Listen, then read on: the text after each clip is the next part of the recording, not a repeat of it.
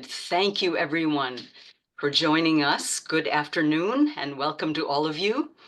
I'm Raji Pillai, the moderator for this session, and I welcome you all to this event on behalf of IBPW and Silicon Valley Reads. Please note that this event is being recorded so that you and others may enjoy it at a later time.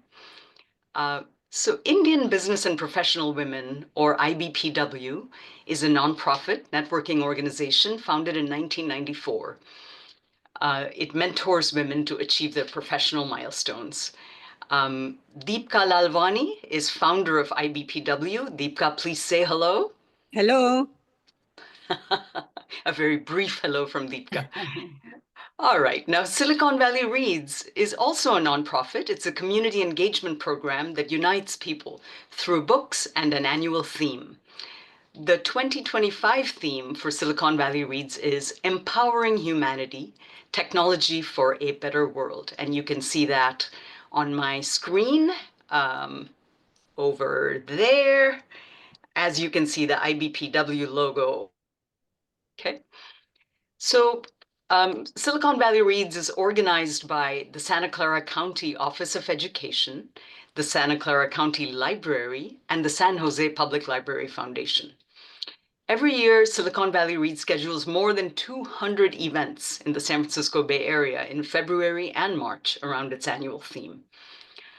IBPW has been collaborating with Silicon Valley Reads to host these discussions for more than 20 years. In fact, this is the 21st year of this collaboration. So our thanks to Deepka Lalwani and to Reed Myers, Director of Silicon Valley Reads, for making this event possible. Reed, please say hello. Hi, everybody. Thank you so much for being here today. I'm so excited about this conversation. Wonderful. Okay, so as you can see from my screen background, we're here to talk about AI and ethics in commerce, medicine, and journalism. So I will start by introducing each of our esteemed speakers, our panelists, and then we'll start with a few questions addressed to each of them, and then we'll have time at the end for questions. So let me start with Monica Kumar. Monica is the Executive Vice President and Chief Marketing Officer at Extreme Networks, which is a cloud networking services provider. It serves diverse sectors such as education, transportation, manufacturing, retail, sports venues, and government. Monica has more than 20 years of experience in enterprise technology. She has an extensive history of accelerating growth through compelling product differentiation, as well as championing business transformation, sustainability, and equity initiatives. She's a passionate advocate for diversity, equity, and inclusion, and supports those initiatives as an active board member for City Year San Jose, Silicon Valley, and as a founding member of Nate 3 Futures Fund. Monica has a bachelor's in mechanical engineering from Malaviya National Institute of Technology in India, so she is our tech guru for this session, and an MBA from San Jose State University. Monica, please say hello to the audience. Thank you, Raji. Hello, everyone. Excited to be here. Great, thank you. I'll introduce Dr. Pearl next. Dr. Robert Pearl served as CEO of Kaiser Permanente, the nation's largest medical group, for 18 years. During his tenure, he led 12,000 physicians and 43,000 staff, overseeing the care of more than 5 million Kaiser Permanente members on the East and West Coasts. Now, some of you may be Kaiser members. I am, and I joined after Dr. Pearl's tenure and have been amazed at its efficiency. So thank you for that, Dr. Pearl. My pleasure. Dr. Pearl is clinical professor of plastic surgery at Stanford University School of Medicine and a faculty member at the Stanford Graduate School of Business, where he teaches courses on strategy and leadership and lectures on information technology and healthcare policy. From 2012 to 2017, Dr. Pearl served as chairman of the Council of Accountable Physician Practices, CAPP, which includes the nation's largest and best multi-specialty medical groups, and participated in the bipartisan Congressional Task Force on delivery system reform and health IT in Washington, D.C. His latest book, ChatGPT MD, which you can see on my screen, somewhere you can see it down there, debuted as an Amazon top new release and bestseller in 2024, with all profits benefiting the wonderful organization Doctors Without Borders. His 2 previous books provided a roadmap for transforming American healthcare. Dr. Pillai received his medical degree from Yale University School of Medicine and followed that with a residency at Stanford University. Dr. Pillai, welcome. Thank you so much. And if people want any more information about any of these topics we're going to talk about today, my website is robertpearlmd.com. There's a lot of information and the ability to obtain more every month for those who are interested. Wonderful. Thank you. And next, I'd like to introduce Anne Skeet. Anne is the Senior Director of Leadership Ethics at the Markkula Center for Applied Ethics at Santa Clara University. Her work focuses on a healthy corporate culture, corporate governance, and ethical leadership practices, all grounded in an emphasis on human flourishing. Her research explored how to make ethics pervasive in organizations, and she has authored resources for managing culture. Anne served as CEO of the American Leadership Forum Silicon Valley for 8 years and worked for a decade as a Night Ritter executive, serving the San Jose Mercury News and Contra Costa newspapers as vice president of marketing. Anne was a member of the steering committee for the responsible use of technology at the World Economic Forum's Center for the Fourth Industrial Revolution, and also served on the Partnership on AI's working group on AI, labor, and the economy, where she co-authored white papers offering a framework for workplace well-being in the AI integrated workplace. Anne has a BA in economics from Bucknell University and an MBA from Harvard Business School. So welcome to all of you. Thank you for joining Anne. It's a pleasure to be here. Thanks for the invitation. Most welcome. Okay, so we have several people from various, representing various industries. We've got healthcare, diagnostics, physicians, machine learning experts, technology experts, et cetera, et cetera, et cetera, as well as readers, which we all are. So let me start by posing a question on AI, just to make sure that we're all on the same page. I'm going to invite Monica to introduce AI to us. What is artificial intelligence? What are the types of AI? And so, for example, just for my own edification, we've become familiar. Years ago, we became familiar with digital assistants like, Amazon's Alexa and Apple's Siri. These days, more and more, when we fire up our web browsers, we see Google's Gemini, we see Microsoft's Copilot, we see Apple's Apple Intelligence, we see DeepSeek, which is the new tool from a Chinese company. So, Monica, let me invite you to please educate us about what all this is and how we should think about it. Yeah, sure. Thank you, Raji. First of all, I am in awe of the panelists here, and I'm looking forward to learning from each of you. But let's get started. I think we all know what AI is, but let's just restate it. I think in simple words, if you think about it, what artificial intelligence is, it's the ability for machines to mimic human intelligence, such as the way we learn, the way we reason, and the way we problem solve. That's a very simplistic definition.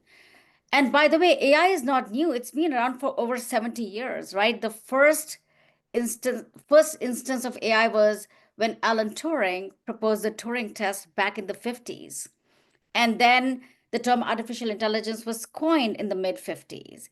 And then I don't know if you all remember in the late 90s, it was IBM's Deep Blue that defeated the chess champion Garry Kasparov, right? That was a computer which was using artificial intelligence to play against a human being, and they won against the human being. And then there's IBM Watson that also won Jeopardy against humans in the show Jeopardy. So there's been many instances of AI in the last 70 years. It's been developing, and mostly where we've seen AI in the past is in terms of automation in robotic processes, in decision making, in predictive analytics, in many different forms and shapes in factories and robotics and computer vision and natural language processing, et cetera, et cetera. But the difference is in the latest iteration of AI I would say in the last, 3 years, but actually it's been happening since 2018, this notion of generative AI, which is more content creation type of AI, has come into play. So it's not just scientists and engineers now engaging and embracing AI and working with it. It's people in all walks of lives now. We now have available generative AI models at our fingertips to generate content. And so, Raji, what you mentioned was the three types of AI. There's conversational AI now, which is the chatbots, the voice assistants, the Siris and the Alexas and Googles that we are all using in our daily lives now to turn on lights, turn off lights, lock the door, do all kinds of things and create a smart home, for example. Then there is interactive AI, AI that can interact with you real time. So like AI tutors, games that are interactive. And last but not least, I think we are seeing a lot more and more of agentic AI. So AI agents now coming into play where like self-driving cars, where AI is doing certain tasks for you automatically. You don't have to ask it to do it, for example. So there's autonomous decision making involved and execution involved. So I think that's the big difference now is that, AI is come a long way from the simple rule-based systems that engineers and scientists use to today's generative AI models that have become more human friendly in all walks of lives. And when we are seeing a ton of different use cases, I call them use cases, or adoption in various walks of life. That's wonderful. Thank you. And if I can stay with you for one more question related to your work, actually. So how, and to start with the first thing in our title, commerce. Yeah. So how could you share with us some ways in which AI is currently used in commerce and how you see it going forward as well? Yeah, and when I think of the word commerce, I think what I think about is all the different industries, right? I mean, and I know we have healthcare expert here, so I'm going to leave it to Dr. Paul to talk about that. But look at the fields of finance, education, retail, manufacturing, automotive, entertainment, sports, like every single industry that we know it, logistics, legal compliance is now being transformed using AI. And I'm going to give you a couple of very specific examples that may be horizontal. For example, I'm in marketing, in technology marketing. My team and I are now using many AI tools that are embedded in Microsoft Azure and like ChatGPT, Jasper AI to help generate content very quickly, social media captions, blogs,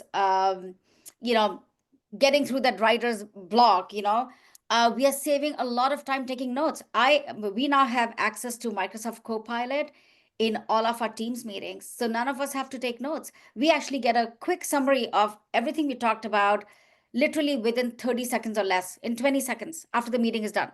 You don't have to write a single word. All I have to do is quickly glance at it, make sure it's accurate. And we'll come to that later. I'm sure we're gonna talk about the data behind all this. And then boom, I can send it to everybody who was not in the meeting. So we are seeing a lot of examples of productivity gains. Customer support is another area. Software development, by the way. GitHub Copilot is a great example that is being used by developers to assist in generating code snippets. They don't have to write code from scratch in many cases because AI is helping us do it. Debugging the code, suggesting improvements. There are many, many examples, but I'll stop at this, for now. That is a wonderful overview. Thank you so much. Now, okay, I won't take too much more of your time, but a little more about customer support. Can you just talk a little bit, because all of us use it. We call and we're talking to who knows who, but talk to us just a bit about how you see this going. Like, are we going to see more and more of AI, maybe as the first tier, or maybe future tiers, as further tiers as well? Absolutely. I mean, like chatbots like, like Bard and Claude. I mean, there are already chatbots out there who are the first line of, contact with customers when the inquiries come in, generating automated responses. Think about it. Today, customer support is viewed as an incident-based field. So you have an incident, somebody reports it, you go help the customer. Imagine having continuous support. It's not going to be incident based anymore in the future. It's going to be, you will have your human support representative, but the human support representative will have a coworker with an AI agent that can help them be that first line of support and really scale the function. So already we are starting to see that. We are using it in our organization as well, where we can provide more proactive responses to customers using chatbots as the first line, and so on. So I think it's moving from incident-based support to continuous ongoing support for customers is how I think about it. Sounds great. Sunita says she feels frustrated when she gets a chatbot rather than a human as the first line. What I often do is repeat, speak to a live agent, speak to a live agent. Well, so And can finally, the bot caves in. it's so true. I think the chatbots have been around before, right? Generative AI came on. So I think it's almost it's almost not the same thing because chatbots didn't have access to all of the vast large language models, the previous version of chatbots, right? That now with generative AI we do. So it's almost the term is causing, I think, a bit of conflict in the new age with generative AI. Think of it as your co-pilot or as your coworker or as an agent that's there to help you, not as a chatbot, because of the vast knowledge base that they have access to, as opposed to your traditional chatbot that's just asking a question and then trying to respond to it based on a very small amount of data. Right. Thank you. Let me move on to our next kind of set of questions on the promise of AI in medicine and healthcare. So, Dr. Pearl, you are an evangelist for the use of AI, generative AI in medicine, and your book is really, wonderful kind of exposition of how this could work, starting with, innovation and how it has, all the different steps of innovation through history and how this is really the newest innovation that could be transformative. So let me ask you to share with us, one or two favorite examples of how it could transform healthcare. Perhaps one immediate, and you're welcome to go to the past if you like, and then one in the future as well. So maybe we'll start with that. Let me first add a little piece to what Monica just said, and I think it's very important, the point she just made about differentiating the AI that existed up to really today. 2018 is when the alpha versions were there, but really November 30th, 2 years ago. We're only talking about 2 years ago. And that the typical way that these other tools were designed in medicine was for the use by the clinician. There's a rules base, as she mentioned, where rules were created by an expert and everyone could follow them. It's what I call a narrow AI. This was taking 10,000 mammograms, 5,000 show cancer, 5,000 are normal or benign disease. And then the application finds 50, 70, 100 slight differences, assigns a probability factor to each, and can then diagnose breast cancer 10% better than a human. But it's narrow. The mammogram tool can't help you with a chest x-ray or anything else. Generative AI is completely different. It's not trained on data sets. It's not trained on mammograms. It's trained, as you said, on the totality of all the information out there. It's like a medical student or a resident who has read every textbook, every journal article, forgotten nothing, and can now apply that to any problem that you give it. Why that's important is to understand that I think already, but really in the future, and by the future, I mean a couple of years, this technology is doubling every year. 5 years from now, it's going to be 30 times more powerful than today. It's like your car going as fast as an airplane. And because it can answer any question that's asked, it can now provide that expertise to the patient, That's why the subtitle of that book is How AI-Empowered Patients and Doctors Can Take Back Control of American Medicine. So you asked for two examples. The first one is, what happens if you have a problem? Maybe it's 11 p.m. and your kid has 103 fever. What do? Do you go to the ER? Do you wait till the morning and call the doctor? Do you take the risk? You have no way of gaining that expertise. You call the doctor's office, and the doctor's offices go to the ER. Why does it say that? Because that protects the doctor's office. It's not designed to personalize it for you and your problem. I was on a recent podcast, and the host at the end said, my husband fell skiing 3 months ago. Arm over his head, slid down the mountain about 100 feet. His shoulder still doesn't hurt, still hurts and doesn't work as well as the other side. You're a skier, Dr. Pearl, you know medicine. What's going on? And I said, on the show today, you said you'd never use a generative AI tool. Why don't you go use the free version of ChatGPT, put the information in place, and let me know what you find out, and then I'll tell you my thoughts. 5 days later, she contacts me and says, thank you so much. We put the information in place, and it said he probably had a torn rotator cuff. It said the right test was an MRI, and he should contact an orthopedic surgeon because he almost definitely needed surgery. Now think about that expertise the patient now has and understands. That's what the woman and her husband did. And when she called me 5 days later, she says, thank you so much. The orthopedic surgeon said, I think it's a torn rotator cuff. She already knew what that meant. He ordered an MRI. She knew why that happened. And at the end of the surgery, he said, had I waited 3 more months, I probably could not have reattached that tendon because the muscle would have contracted. That is expertise. This technology can let you paint like a Rembrandt, even though you never had an art course. You can program a computer, even though you never did an IT course. And you can understand your medical problems. Had you gone and opened it on Google, put shoulder pain in place, you would have gotten 100 differential diagnoses. What could you do with it? Nothing. You need the expertise to use the tools that we had now. This technology now empowers patients. It's going to make them much more knowledgeable, smarter. If they can't get access, they can still get information. It's a dialogue that they can go back and forth.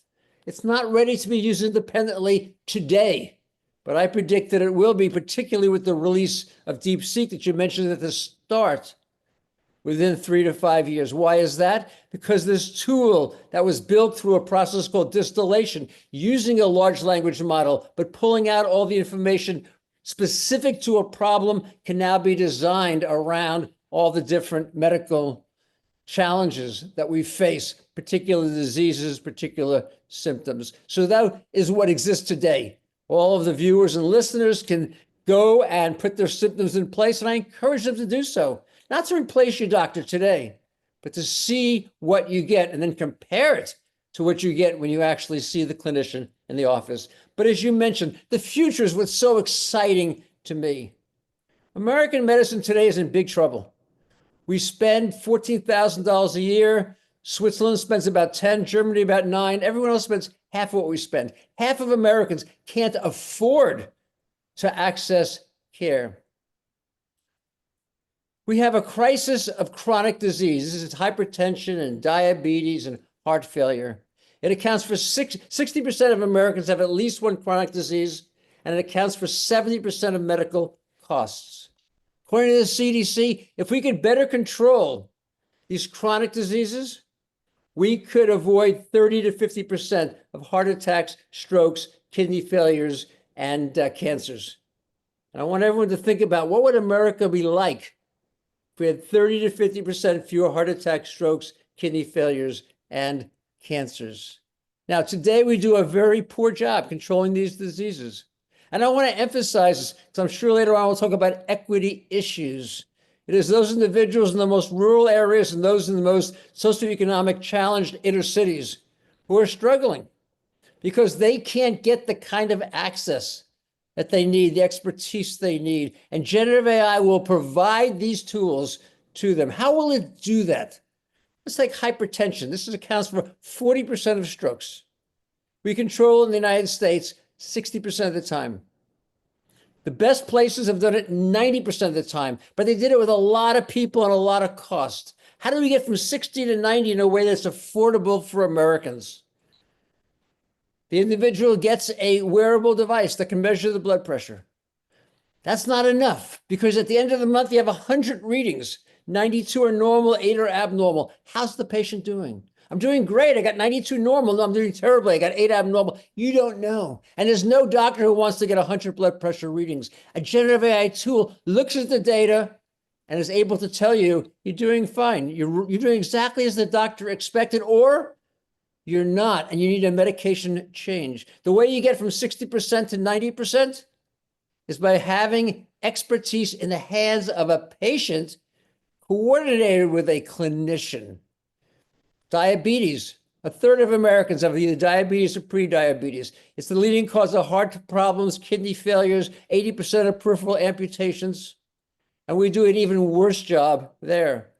Same thing, wearable devices measuring your blood glucose, generative AI evaluating how your blood sugar is doing, and then the opportunity to be able to make the change in real time.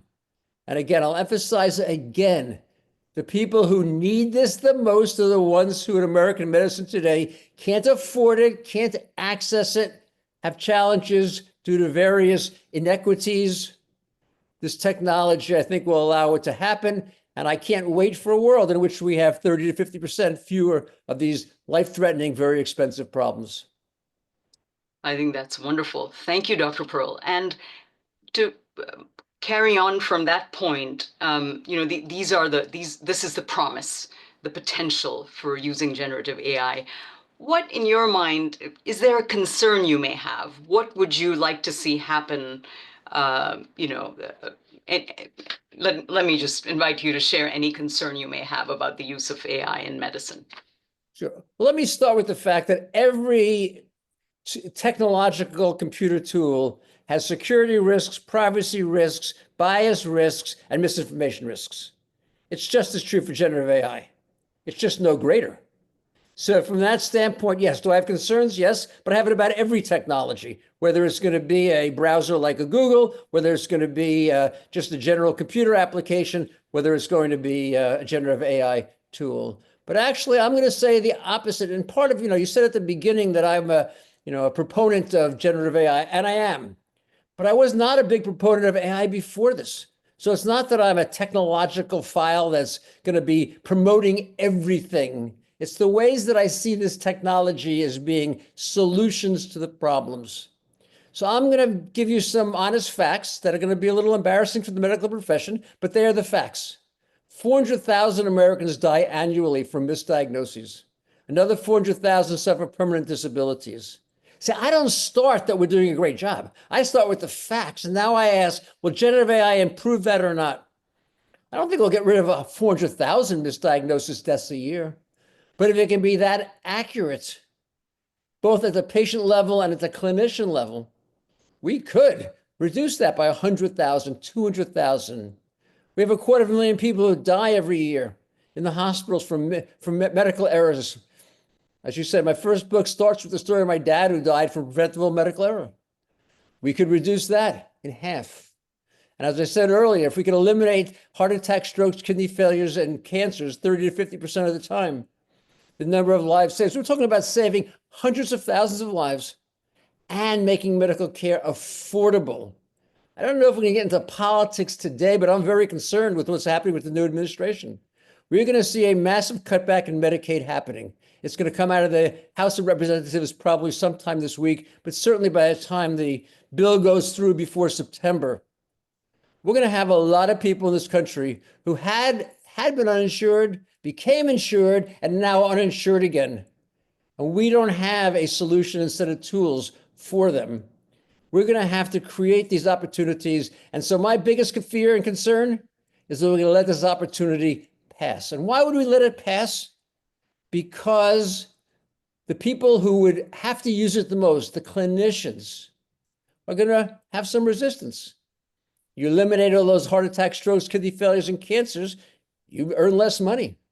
This is a technology that's taken on a role that's traditionally been that of a doctor or a nurse.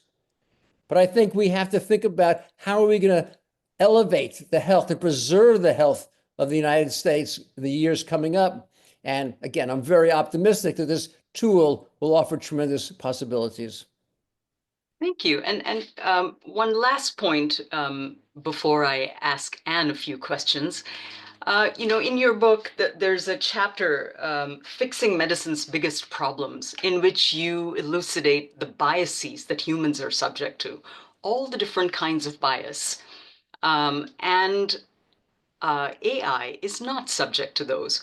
And you make the point there, exactly what you said just now about misdiagnoses, that since AI is not subject to those biases, it could come up with the correct diagnosis much more often. So, there's a couple of ways you could look at it. One is that, well, doctors may feel threatened because now there's less work for them to do. On the other hand, there's less likelihood of getting sued, perhaps, because you're not making a horrible mistake. So if you wouldn't mind commenting on that, and then we'll go on to the ethics. Well, yeah, the psychology of people, and by the way, it's not just doctors, it's really every expert in the world. The studies have been done on Supreme Court judges, and they've been done on a variety of CEOs of companies. The kind of sense of confirmation bias and the other biases you're alluding to certainly sit there and are problematic. But I'm less concerned, again, about the generative AI tool because it has been shown to be more effective. Stanford and Harvard collaborated. They gave the tool the same set of information as they gave to a bunch of clinicians, and they found that today's generative AI tool was 10% more likely to make the right diagnosis in a very complex case. By the way, the tool plus the doctor didn't do any better than the doctor alone. The tool alone was better than either the doctor alone or the tool and doctor alone. But why, what does that tell us? It tells us that we now have this opportunity to be able to spend the time that's necessary. If you ask me, why do doctors make these mistakes? It's not that they're not smart or educated, but they only have a very short amount of time in medicine today, 15 minutes on average. They interrupt the patient after 11 seconds. They make the mistake in the misdiagnosis because they leap to a conclusion and they don't have the time to explore it in greater detail. And I don't blame doctors for it. I think that's just the broken system that we have, particularly around this epidemic of chronic disease. The demands are just so great that it's impossible to get through the day, and half of physicians become burned out because they can't do the job that they want to do. This tool is now going to allow them to do it. It's going to allow them to take care of a lot of the problems that otherwise they would have to take care of in the office and spend more time with the patients for whom they can add more expertise. So yes, you're raising a very important part, that this is not going to be simple to implement. And part of the challenge will be we have to figure out how we get the economics right, because I believe that we should reward clinicians as much for preventing a heart attack as intervening after it happens and reversing it. And we don't. It's like a 10-to-1 ratio or a 100-to-1 ratio, depending upon what you want to include in the cost of the particular intervention. And the same thing happens with heart attacks and with strokes and with cancers. And we need a different mentality. We need to truly change what I think is many of the perverse incentives, moving from a system today that is pay for volume. We call it fee for service. The more you do, the more you get paid. Whether it's any good or not doesn't really matter. And if you have a problem or a complication, often you get paid twice, to one that is value-based, where you have a single payment going to a group of clinicians to keep a population healthy. And they do best when they prevent disease, when they avoid the heart attacks and strokes and kidney failures and cancer. They do best when they get the diagnosis right the first time. And I'm optimistic that if we can move the economics at the same time as the technology, now we have the possibility of getting them to embrace it, to use it, and to get a healthier country. Wonderful. Thank you so much for that passionate response. When it comes to health, I'm very passionate. I think that's wonderful. And let me come to ethical considerations. First, I want to invite you to talk about Markkula Center poll that you brought up about the public's perception of AI and its regulation. And then when you're done with that, I have several other points that I would love for you to address. And I see there's a comment from Bill about getting proprietary patient data, kind of training sets. So we'll be talking about that, Bill. So stay tuned. So Anne, please go ahead and tell us about the public's perception of AI and its regulation. Sure, I'm happy to do that. First of all, I just want to say, as Robbie shared Dr. Pearl shared some information about where you can get more information. The Markkula Center is a multidisciplinary ethics center, and it's been around since 1986. And we provide a lot of our resources for free. So you can find, I'm going to share the findings of this poll. It's on our website, which is scu.edu/ethics.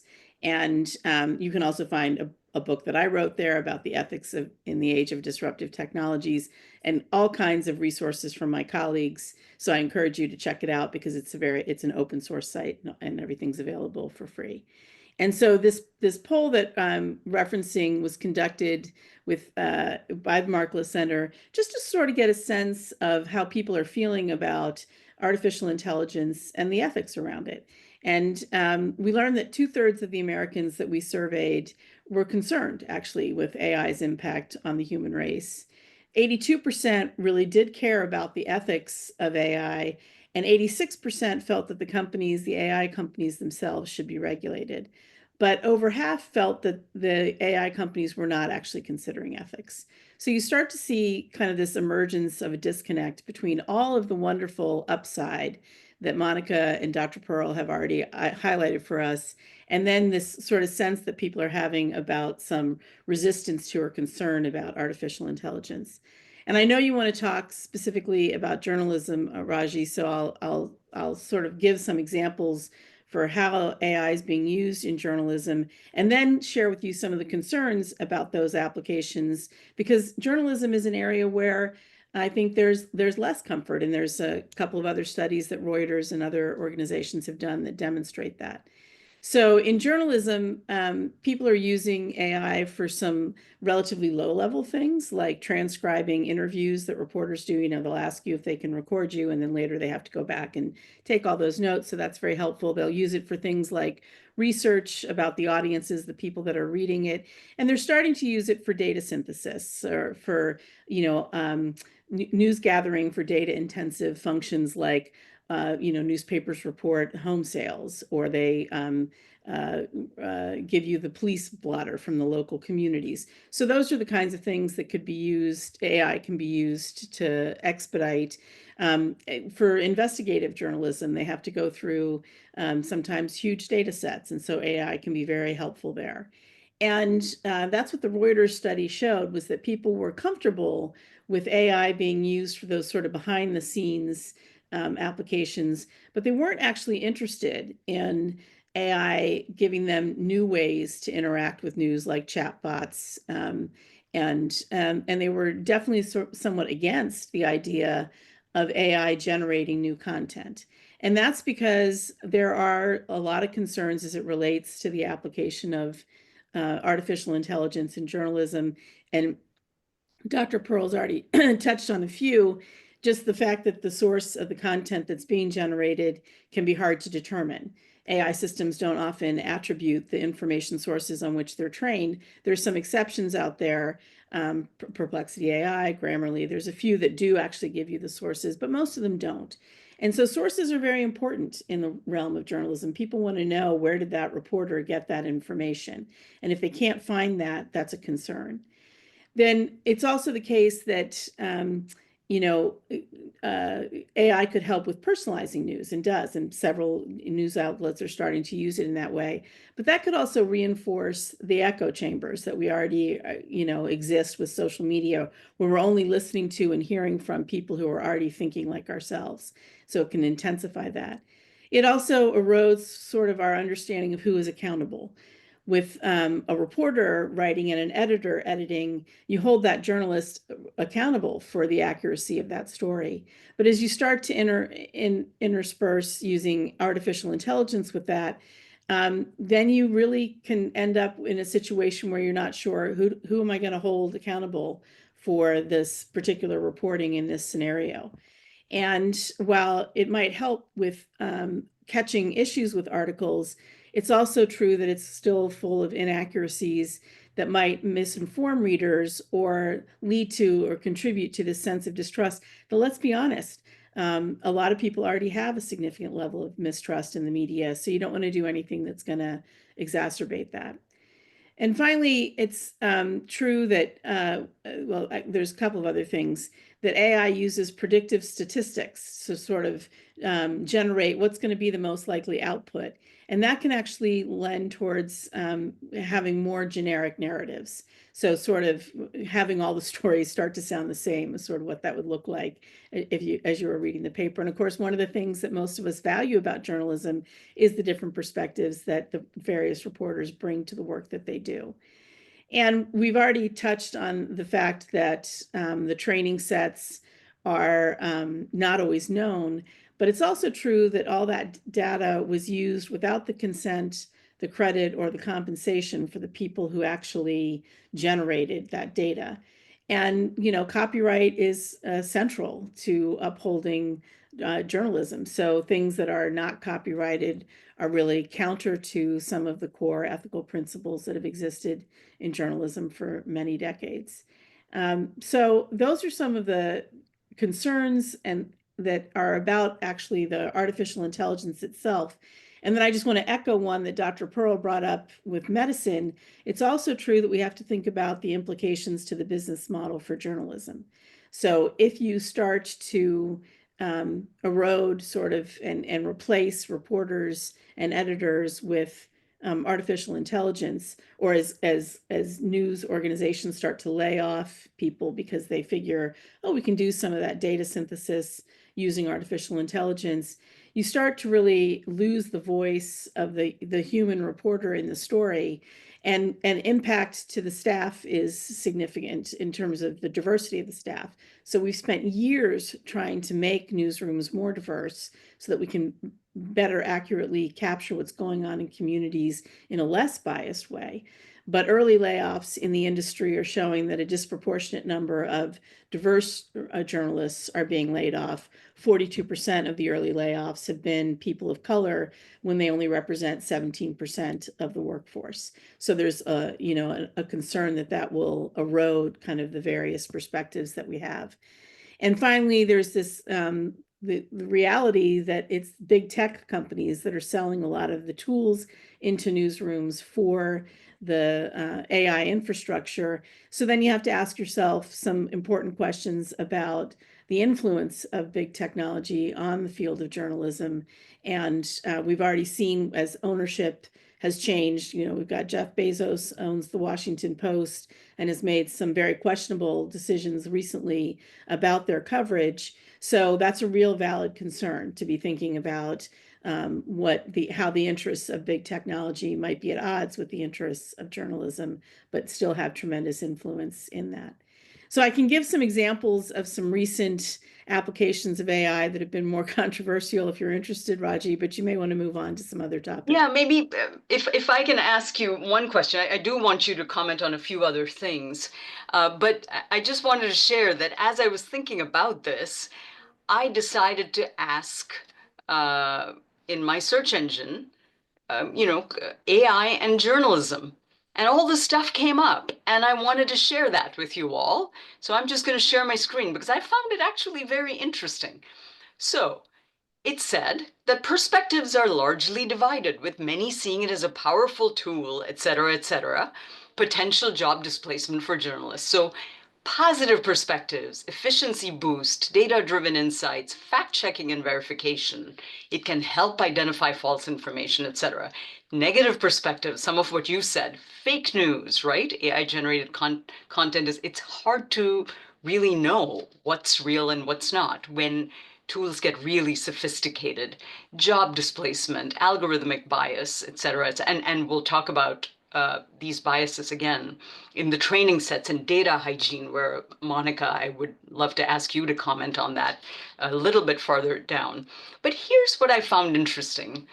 Key considerations for ethical AI journalism: transparency, clearly disclose when AI is used in the reporting process; human oversight, journalists should always review and verify AI generated content; data quality, ensure, the training set integrity; and accountability, establish clear guidelines on who's responsible. So would you please comment on what AI provided me, and if you would, and I have a couple more questions for you. Yeah, no, I think that's a very good list, and certainly some of the things I was going to get into in terms of what can we do to ensure that. I think one of the most important things you said there was disclose when you're using artificial intelligence.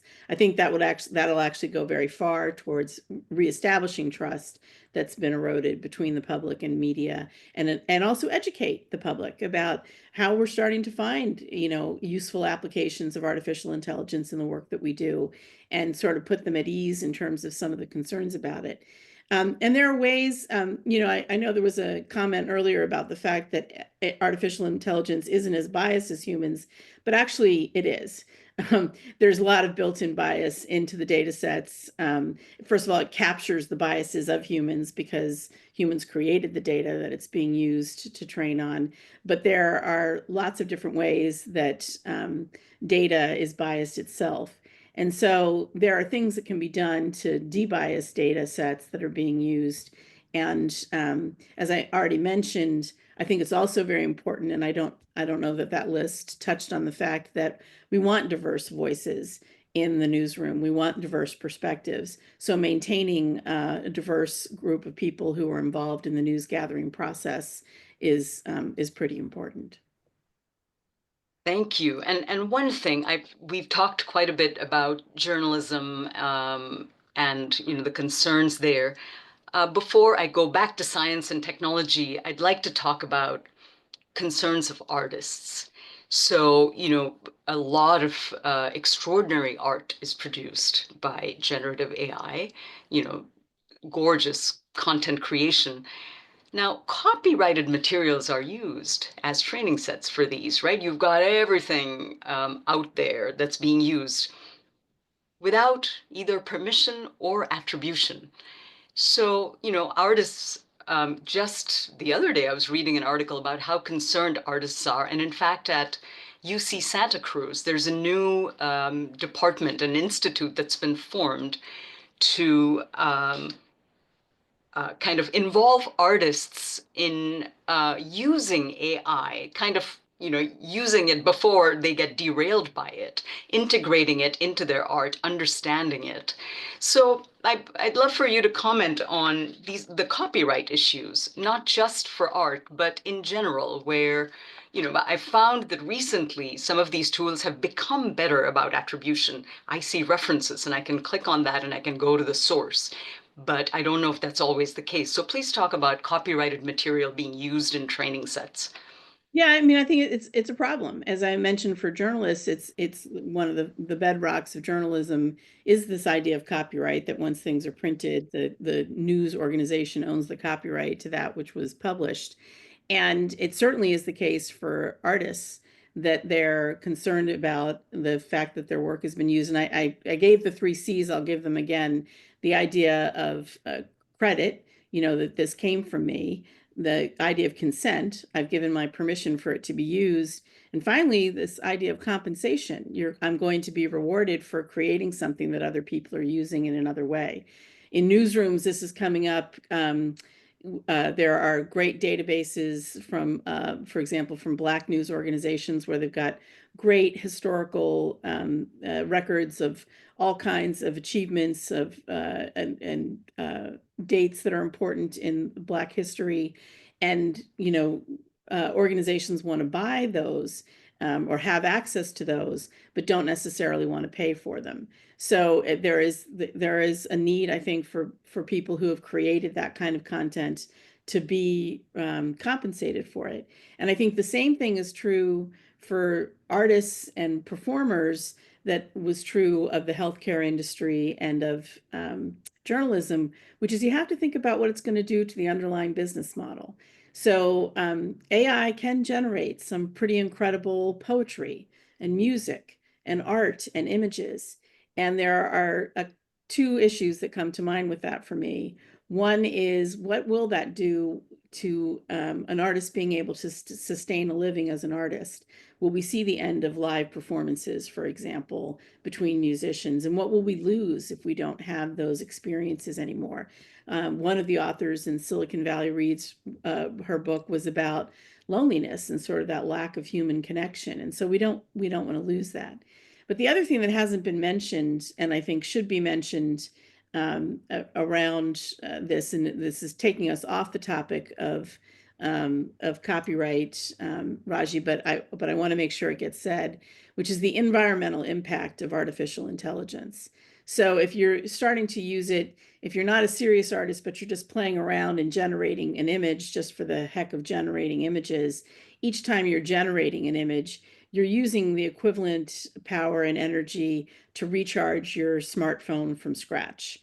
Every time you're doing a query back and forth with an artificial intelligence system, just asking it a set of questions like maybe the one that you pulled up there that you shared with us on your screen, you're using the equivalent of a bottle of water.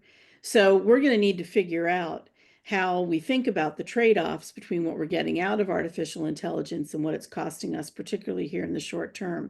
We know artificial intelligence can help us to manage some things around climate control, and there's all kinds of very positive things that scientists are pointing to where it can be helpful, but there's no getting around that it uses a tremendous amount of energy and water and has a serious carbon footprint that is impacting people right now. Thank you. All valid concerns. So let's talk a little more about one of them and how, where do we go from here? How do we move forward intelligently with guardrails in place?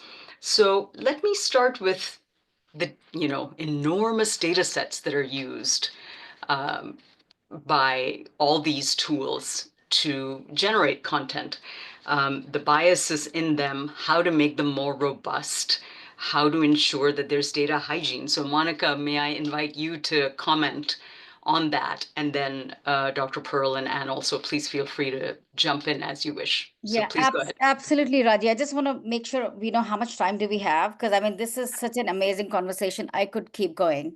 I don't want to take too much time if we are pressed to. No, please take a few minutes. Okay. So I think it's clear that data is what fuels AI, right? Without data, AI models are nothing. And if you think about it, it's a huge opportunity for us in terms of the potential of AI and the big opportunities, but also the biggest obstacle to AI adoption is today, can we trust the data? I think both Dr. Pearl and Anne gave several examples of the pros and cons of that. So in several cases, AI is still experimentation because we don't know if the data is still accurate. Is the data biased? Is it clean? Is it high quality? Are we protecting the privacy and security of the data if it's in people are involved and it's their data? So all of those are very, very relevant questions for us to ask.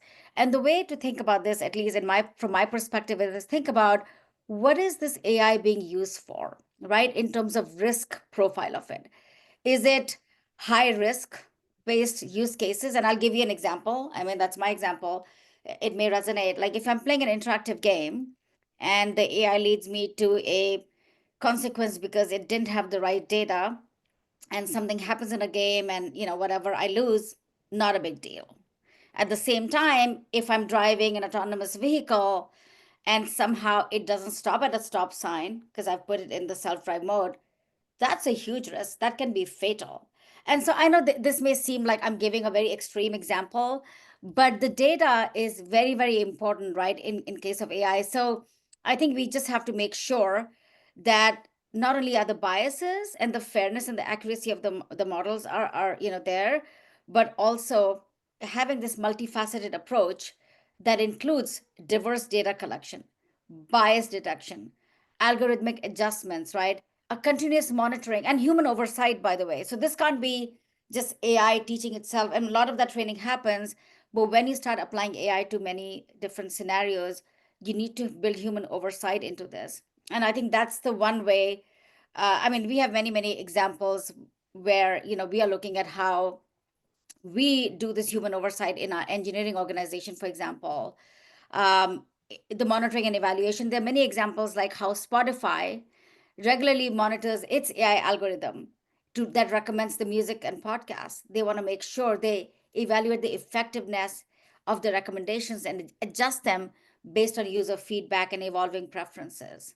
So this is a big, huge area, and I think the adoption of AI will move at the pace of trust that people can place in the data that AI is using at the end of the day. So Wow.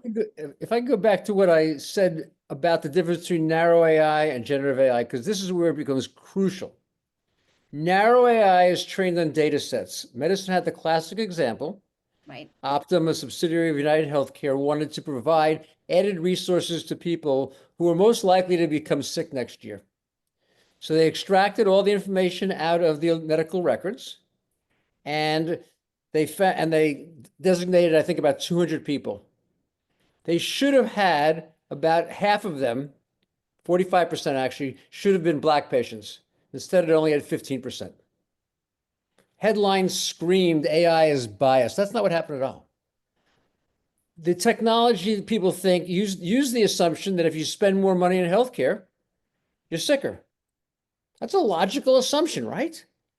But the reality was, no, Black patients with the exact same disease as white patients received $1,800 less medical care in the United States in the data set that we use to analyze it.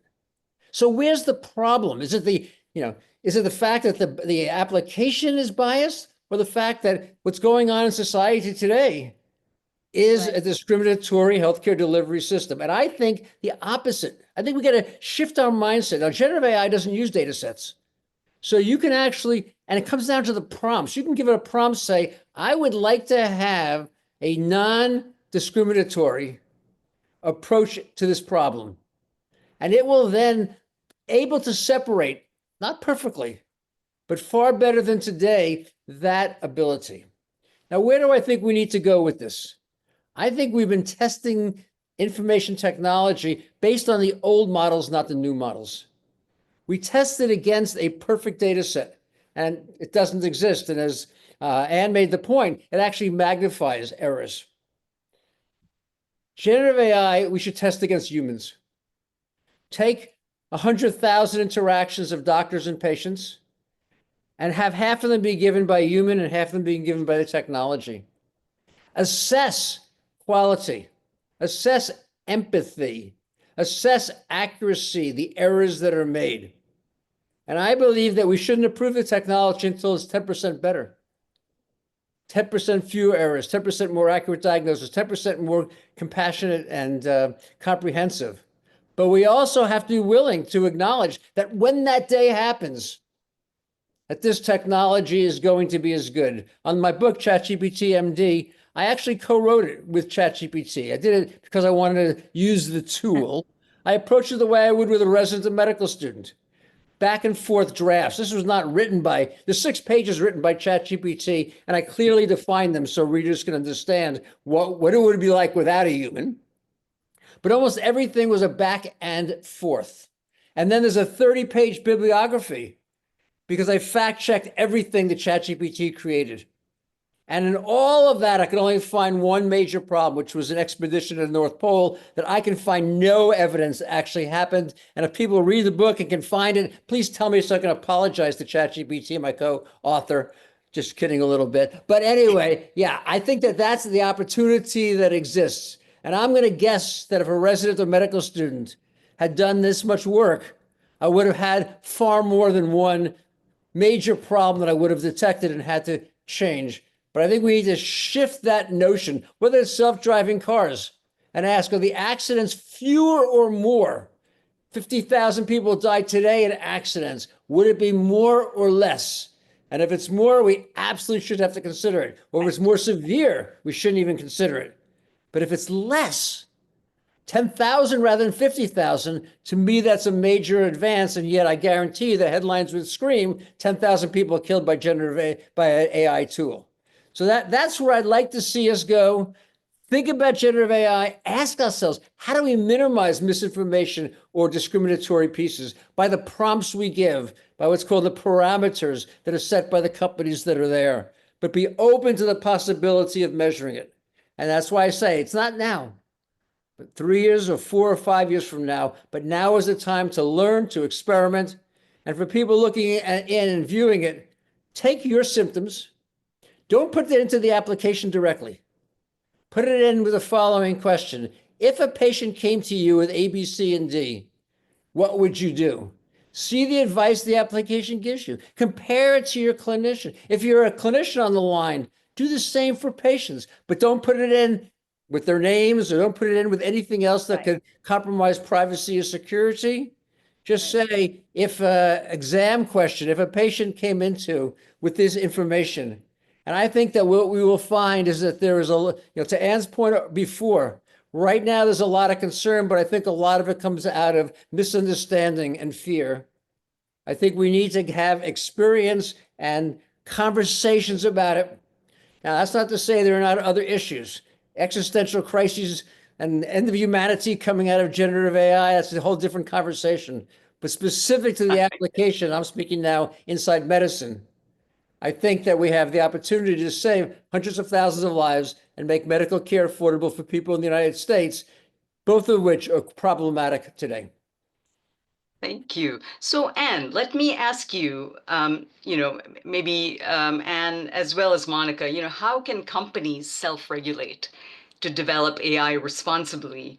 And, kind of tied in with that, what would regulation look like to balance safety with much needed innovation and progress? So I'd like you to comment on that. I want to talk about the digital divide and how we address that. And then we'll invite our audience to ask us some questions. So maybe start with how can companies self-regulate to develop AI? Sure, I'd be happy to. That's sort of the basis of the book that I mentioned earlier, that Ethics in the Age of Disruptive Technologies, which is the result of some research that we did at the Markkula Center, some research that we did in collaboration with the World Economic Forum Partnership on AI, and then also the work that the Markkula Center does directly with companies around the world, so we can draw on what we learn from the companies that we interact with. And what we're in really is this age of principalism, where a lot of companies are developing principles that are guiding the development of responsible technologies. And that's a very reliable, it's a good practice. It helps to articulate and align the corporation's values with the same practices that are being used to develop and deploy technology. But what we see in the companies that we work with is that they don't get specific enough. So they start with some very high level phrases like transparency and accountability or fairness, but they don't actually get specific enough about what goes into each one of those areas. They don't define them enough. So in the book, we walk through a process to help you sort of have, and we even offer kind of a starter set of principles that companies can use that we call guiding principles, but then we break them down into more specifying principles. And then we go one level further to say, well, how would you actually apply this principle if you're trying to make a decision? So if you care about privacy and confidentiality of data, well, then that would cause you to have some guidelines around data storage and retention. So just sort of how you can actually draw a line from that principle into the practice that the companies are using.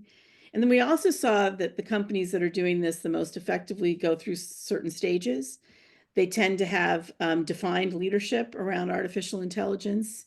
More and more companies are identifying some kind of artificial intelligence champion who can work cross-divisionally and kind of bring together the resources in the organization to think about their approach to this technology in a cohesive manner. And a real commitment from senior leadership to develop the technology responsibly, to try and use it for the benefit of humanity. And may I interrupt you briefly just to ask Monica, whose company uses AI and develops AI tools. Is this consistent with your practice? Absolutely. I think Okay, what good. Anne says, so I'll give you examples. So how do we ensure transparency, right? You maintain clear documentation of the design and data that we're using in our AI models. And we clearly label and disclose when the content is AI generated, right? We make sure like we have a sales tool that responds to RFPs. It's an AI generated tool. But clearly every seller that uses the tool, they get a label saying this content is generated through AI. So it's clearly outlined. We are also training employees to provide, and we are training them on ethics, promoting a culture of responsibility in AI development. So it's all of their responsibilities. It's not the wild, wild west anymore, because now we are using AI in our core business systems, right? For development, that's impacting the company. That's our business. So we are training employees also to do that. And then engaging and collaborating with industry experts, external experts, to gather feedback from diverse stakeholders, as well as making sure our data sets are diverse, right? We continuously monitor and evaluate our data sets and make sure that we're bringing in diverse data into the organization. So to try to reduce as much bias as possible, of course. And there's many other things, but yeah, what Anne said, we are really following those guidelines and establishing clear transparency rules and documentation. Okay, thank you. All right. So we've talked about responsible development of AI. Um, so, so, is there more you have to say, Anne, about regulation? Both you and Dr. Pearl have served on, governmental task forces, et cetera, on the responsible use of AI. Not long ago, right, a whole bunch of Silicon Valley technocrats signed a letter, including professors, et cetera, for the responsible use of AI. So what would regulation look like that would not stifle innovation? Well, it's always the question, and people want, of course, the best of what AI has to offer, as we've heard today, and yet they have concerns, as we've tried to outline. And so, how do you balance those two things? I think a best practice is to start with public-private partnerships. We need people in industry working with people in government together, so that the regulators and legislators are well informed, and they have a good understanding of the technology and its capabilities. We need regulation that's focused, can be issue specific, focused, for example, on deep fakes or financial fraud. And that's easier to implement than having it sort of be broad brush on larger fields, such as all LLMs or image models in general. So the more specific the regulation can be, I think the more effective it can be.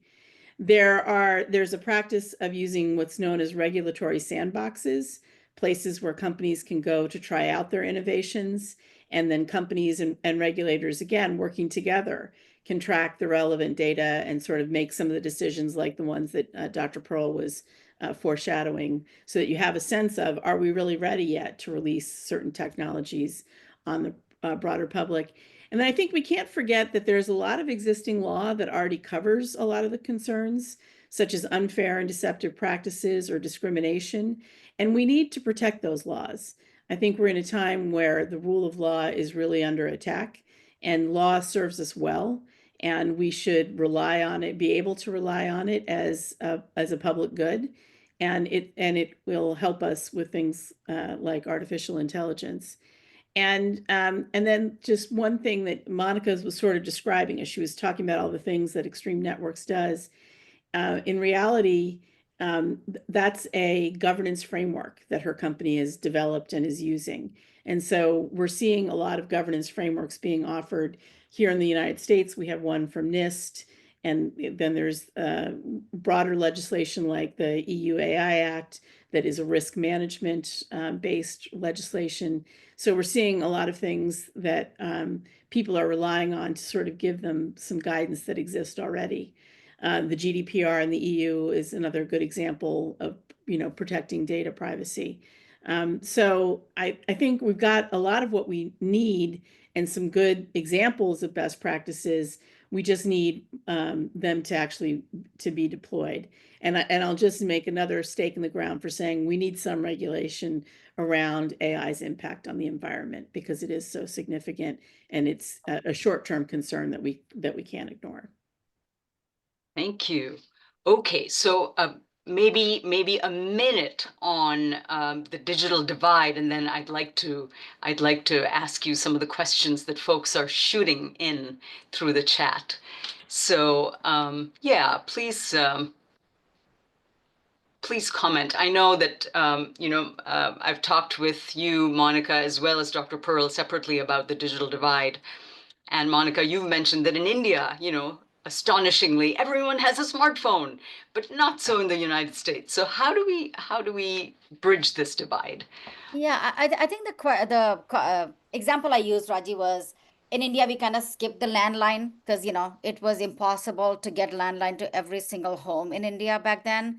But then Mhm. the adoption of, 5G is a lot faster, and everything is conducted through a smartphone in India, all the way from a street hawker to, a business person. But I think digital divide is real.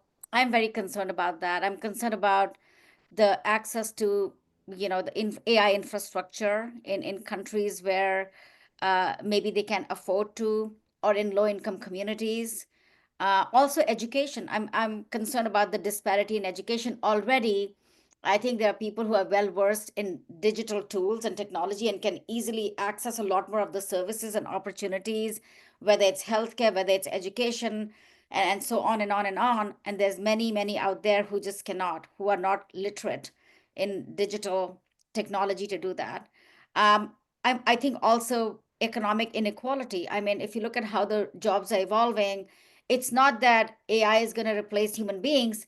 It's people who have AI knowledge are going to replace human beings who don't have AI knowledge. You know what I mean? So I think that's another area where we could potentially start seeing a divide where, unless you upskill and get trained on using AI in your roles, you may be displaced by another person who has AI knowledge.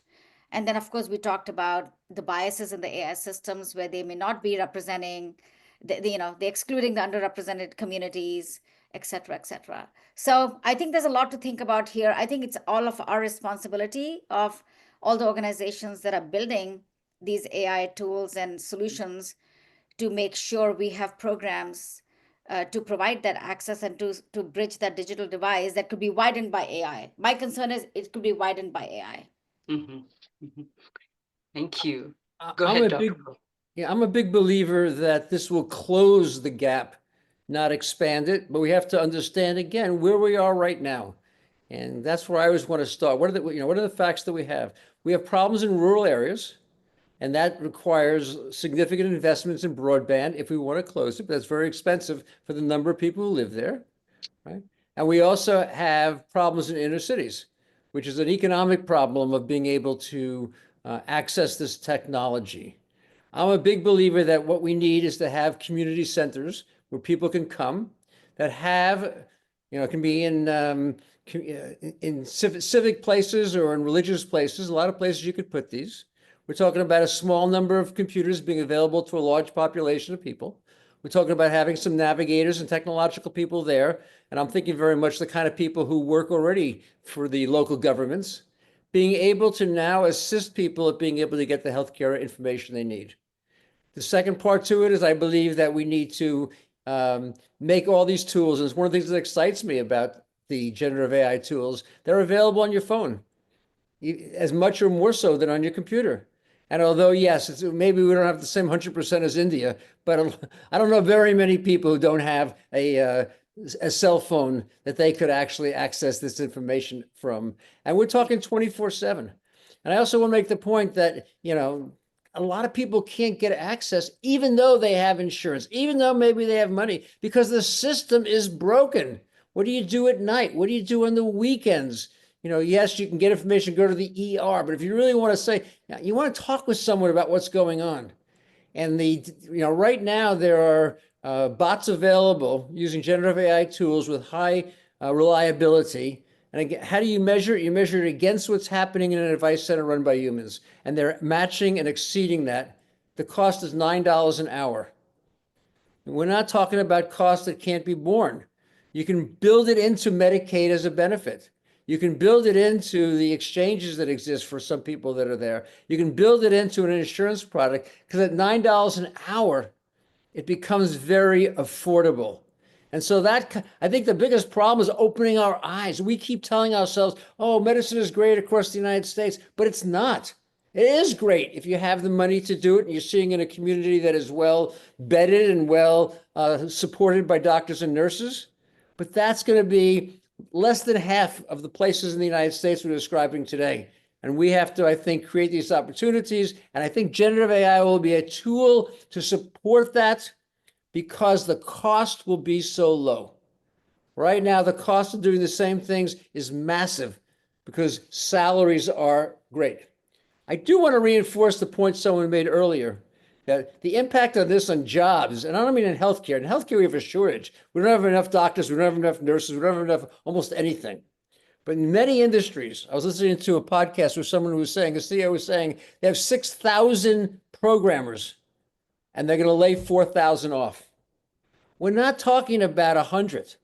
We're talking about the majority of the people in a very skilled area that require a lot of years of education.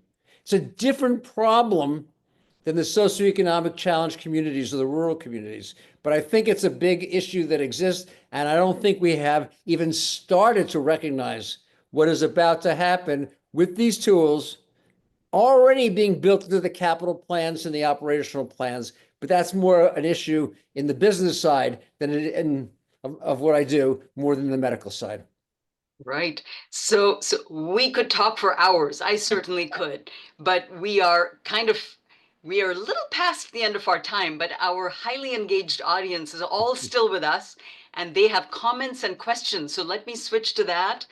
First, a comment, an endorsement from Maya, who is a physician. I agree with you completely about generative AI and its use in primary care, that PCPs really need this kind of support and that they're mostly ignored. At the same time, there's a huge pressure to deliver. Now, on to questions, a couple from, so one from Sunita that maybe is one for Dr. Pearl and for Anne. After the fatal shooting of the United Health CEO, Brian Thompson, ProPublica investigation found that about 80% of claims get reviewed by AI without a physician ever looking at the file. I mean, I think this is horrible. You can comment if you choose, but let me also go on to a couple of other questions. Lubomir says, not sure how we compare the complex work of physicians, the science and art of medicine, with ChatGPT-like tools, amazing as they are, because I think Lubomir's point is that there's all that brain power behind that's being used.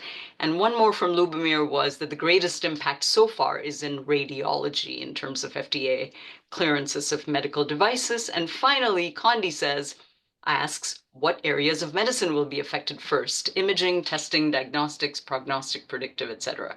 So let's, why don't we start with, let's see, maybe what areas of medicine will be affected first? What do you see, Dr. Pearl? Well, again, let me go back to what I've said twice, but I want to really emphasize it because it is so different than most people think about. Narrow AI versus generative AI. Narrow AI, which are the 1,000 applications that are approved by the FDA, are all narrow AI. They are based upon data sets. And data sets, particularly ones that are electronic health record, are inaccurate. Doctors copy and paste, mistakes get promoted, and as Anne said, it magnifies the technology that's there. So the tools that are being utilized are ones that are visual images, radiology, dermatology, ophthalmology for retinal scans, pathology. They're the tools are doing a very good job. The challenge is that we don't trust them yet, even though the data says they're better than humans. And so they're not being used very much in medicine. But that is one potential area of narrow AI. But it's narrow. It's only a small amount of areas. The big area, I think, will be in generative AI. And I want to emphasize, it's going to be the empowerment of patients. Yes, doctors will use it. They will be able to make better diagnoses. And yes, they'll be able to avoid medical errors and do a lot of other things. But the big leap forward, and we have to ask ourselves, if we empower a patient to take care of their chronic disease, empower them to figure out the best care for their acute symptoms and problems, build a system that's now going to support them when they need to have the clinical expertise. How can we do that in the most effective and most equitable way for our country? And that's the conversation I'd like to be having at the national level and be able to be having at the medical societal level. And people are not yet open to being able to embrace it. I'll almost guarantee 3 years from now they will, because the tools will be so powerful. But today, I think we are continuing to focus on the challenges of today rather than the opportunities of tomorrow. Any other comments, Anne, Monica? I was just gonna say, I mean, I agree with Dr. Pearl, but I think we just have to be thoughtful as we navigate this because there are challenges here, right? We want to make sure we're doing it thoughtfully, being more inclusive, making sure the data sets are accurate. So it's our responsibility. But I agree with you. I mean, I think about online banking back when, and people swore they're never gonna ever use online bank. They'll always go to a bank like in person. Back then, but who actually goes to the storefront anymore? We even deposit our checks through mobile banking. So look, that industry completely changed. And so this is going to happen with generative AI as well. We're going to see many industries change. I think it just is more about what are we comfortable with today, knowing what we do. I think over time, for example, I don't think I can let a car drive me. Do you want I'm anything? not there. I'm not there in my head where I can trust that my car can just drive me. I want to be in control. So I think to me, that's the evolution of this is what can we, what are the low risks I can't. scenarios where we can adopt generative AI today, and then over time, some of the high risk scenarios will prove to be not high risk anymore. And I can trust it and move on. But I agree with you. This is the future. I mean, it's here now. It's not even the future. It's here and it's evolving rapidly. And we all have to adopt it. We don't have a choice, in my opinion. And final thoughts from you? I would just say we still can't underestimate the value of human judgment in the work that we need to do. And I think Dr. Pearl and Monica have both given us examples of where we need people helping us to think about where the early applications are really going to show the greatest benefit. Just to the specific question about the insurance claims being 80% being reviewed by artificial intelligence, I think just as Dr. Pearl says, there are issues in healthcare, there are issues in healthcare insurance. And as the wife of a metastatic cancer patient, I can only relate how incredibly frustrating it is to be ready to take the benefit of some great medical breakthrough that exists for his type of cancer, only to have it be denied by insurance. And then to hear, oh, that 80% of that is just people kicking out, and automatically denying the claims. And when I look at what doctors are doing and what they're willing to do, they'll get on the phone and they'll talk to the insurance company and I'll say, gosh, I guess this isn't what you went to med school for. And my husband's doctor will say, no, it's so important for the insurance company to start to understand how some of these breakthroughs are actually going to reduce the cost of treating this cancer. And so we need to take the time to speak to the insurance companies and make sure that we're educating them and understanding them. That kind of back and forth between the doctor and the insurance company, we need that. That can't be replicated right now anyway by artificial intelligence. So I just would remind us that we need to be comfortable actually identifying the areas where we still want human judgment to be part of the equation. Maybe that's more the issue is in some of the issues that we talked about in journalism, for example, but certainly I want the human judgment and the human connection in partnership with artificial intelligence to really realize its full benefit. I think that's such a great point, really echoed by one of the comments from the audience. Gopa says that she's concerned that, there will be this aura of AI always being right and will hold back opposing opinions, etc. So human oversight is really critical, as we all agree. So let me see, is there any other final thoughts from any of you? I think we've gone past our allocated time, and I think it's a testament to each of your expertise and ability to hold this audience that everyone stayed all this time. So thank you all so much. But before we sign off, any final thoughts? Just gratitude. Thank you very much for convening the conversation. I think it's great to have the exchange, and I learn every time I participate in one of these conversations about other industries and other perspectives. And so thank you and the Indian Business and Professional Women's Organization in Silicon Valley Reads for bringing us all together. Wonderful. Well said, Anne. Thank you. I echo the same sentiment. And I say And thank Raji, so thank mu- you. oh, Sorry, Dr. Paul. No problem. I thank you as well. And for any listeners and viewers who read the book, please let me know your thoughts. This is a learning process for all of us. This is such a massive change in society. You know, I think back to when the iPhone first came out. My dad called me up and he said, Robbie, I have a iPhone. I said, Dad, that's amazing. You know, what are you going to do with it? He said, I'm going to lock it in the trunk of my car. And if I get into an accident, I'll have someone to call. That was the most that we could see in 2007.